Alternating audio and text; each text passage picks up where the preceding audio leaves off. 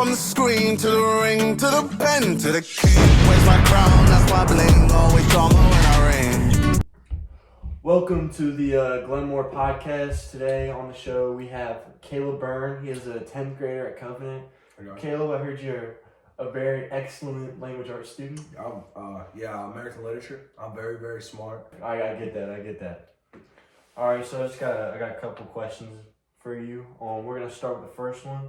Okay. What is a nation, and is America a nation? I think a nation is a group of unified people that work to achieve a certain goal, and I think that America is classified as a nation, but I believe that recently they've been really bad about that because I think that with all the political bias and stuff, people are becoming more and more divided every day, and I think that's not what our founding fathers intended for this country. It's slowly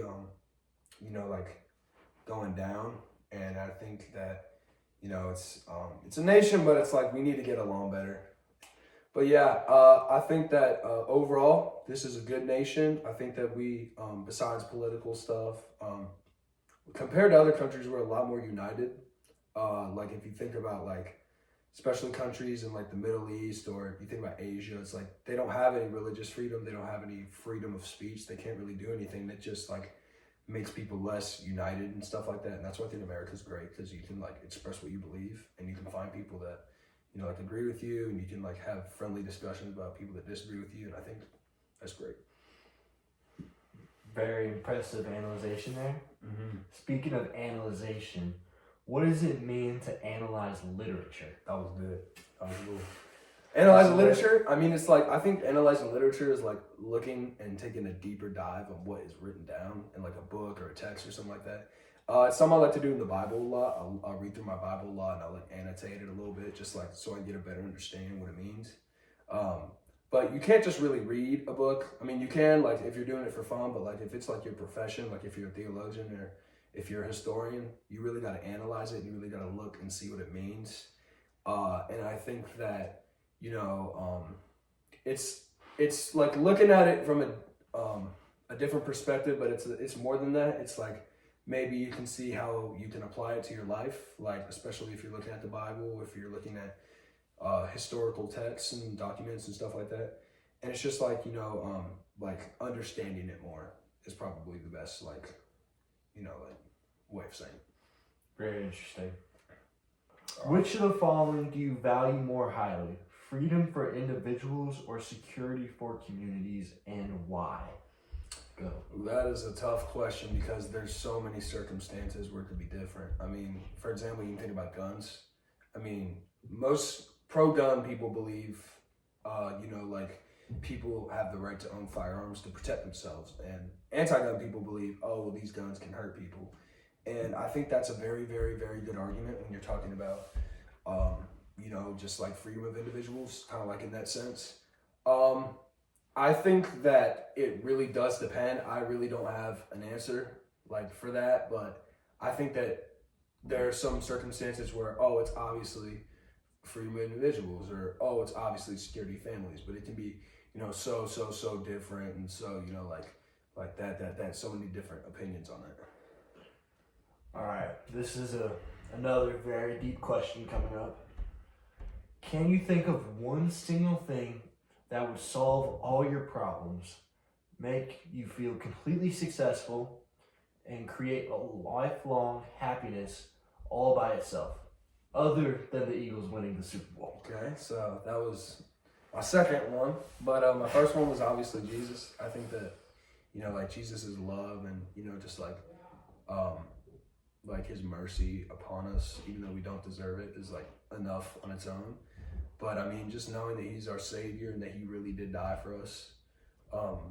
He died to prevent us from a punishment we totally deserve, is insane, because the way it happened was just brutal. I mean, Jesus, it's insane how perfect Jesus is. Never sinned in his life, and he just got that beating just for us. I mean, it's really powerful to think about it. He cares that much for you.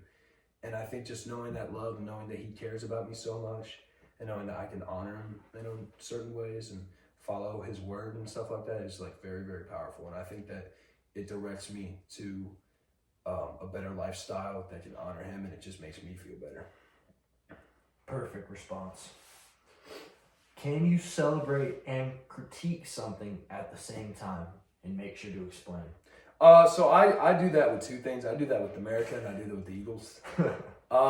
With America, I mean, I think that the country that our founding fathers and forefathers built was incredible. I think that the way they did it wasn't great, obviously, but it's obviously a great country.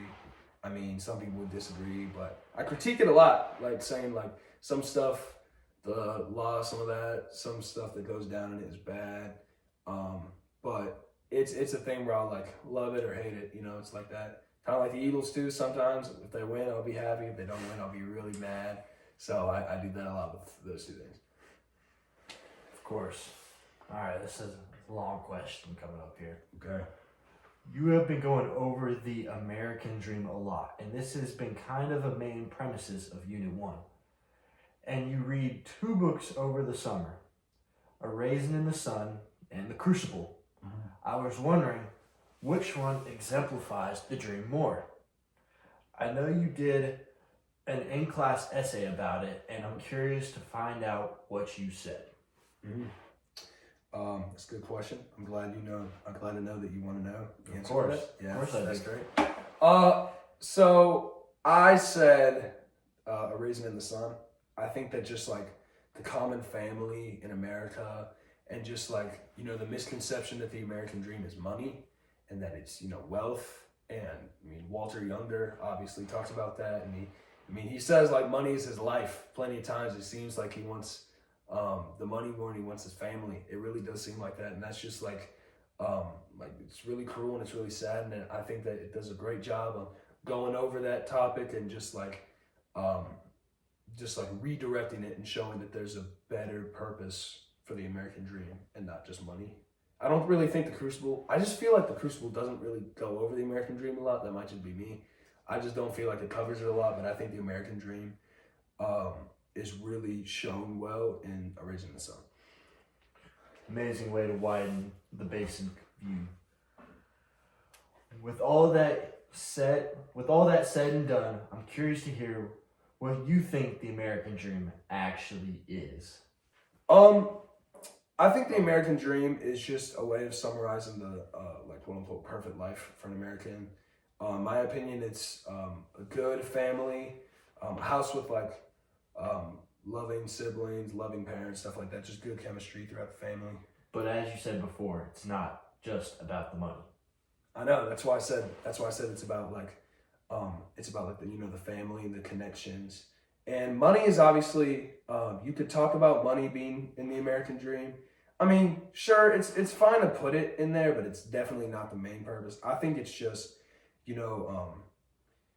success, but not in a money way. Just success of being patriotic and being, a good example in your household, and just acting like a good charitable person and, spreading that charity to others. And I think that's what is intended for every American. That's what I think the American dream is. Beautiful. All right. Final question for you. You seem like you have a lot of opinions you truly believe in, but has there ever been a time where you changed your mind on a given topic or question or not? And for either one, an explanation of why. So I think obviously, I think the biggest one was the meaning of life. Because before I was a Christian, I thought the meaning of life was, getting a good college, meet a good girl, maybe go and marry her, have a good family, and just be successful and be nice to others. And all that's great. I mean, that's awesome. But I think the main purpose of this life, I think if there is a creator, and I think if God exists and he just put us on this earth, I really do think that it was to honor him. And all those things I said before, you can use that to honor him. Right. And you can spread his goodness to others, like your wife, your family. You can raise your children to be followers of Christ. But I think just Jesus connects all of that, and just having a good faith with Christ is the best the way to live out life. And I'm gonna be honest, I'm not great at it. I'm not perfect at it. I mess up a lot. But I mean, everybody does. And it's like, you got to know that he's always going to forgive you. He's always going to love you, and you just got to fix it. But yeah, I think that there's definitely other purposes, but I think the main purpose is, honoring and glorifying God. That's beautiful. We are wrapped up here today. I don't know about you guys, but I am inspired. That seems like A+ work to me. I don't know what your teacher thinks, but We'll see. if I was your teacher, I'd give you 101 right there. Yeah, we'll see what he says. I think. Well, pleasure having you on the podcast, sir. Pleasure meeting you. See y'all next time. From the screen to the ring to the pen to the king. Where's my crown? That's why.